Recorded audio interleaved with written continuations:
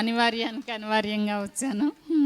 మీ అందరినీ కలవడానికి ముఖ్యంగా కొండపల్లి నిహారిణి గారి స్నేహపూర్వకమైనటువంటి ఆ పిలుపు లాక్కొచ్చింది.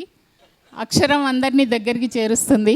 కొండపల్లి నిహారిణి గారి సాహిత్యాన్ని గురించి చెప్పాలి అంటే సముద్రంలో ఏదో చెప్పినట్టుగా నీటి చుక్కను వేసినట్టుగా ఉంటుంది నా చెప్పడం అనేది. అతిశయోక్తి కాదు.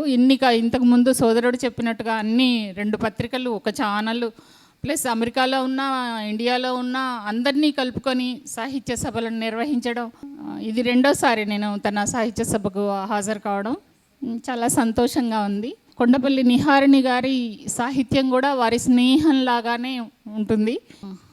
మర్మం దమనం అంటాం కదా, అది కొంచెం వాడిపోయినా కూడా సువాసనలను పరిమళాలను విరజిమ్ముతుంది. అలాగే తన సాహిత్య పరిమళాలు ఎక్కడ ఉన్నప్పటికీ అందరికీ ఎటువంటి వివక్ష లేకుండా, కుల, మత, వర్గ, జెండర్ భేదం కూడా లేకుండా అందరినీ కలుపుకుపోయే సత్తా వారి అక్షరానికి ఉంది.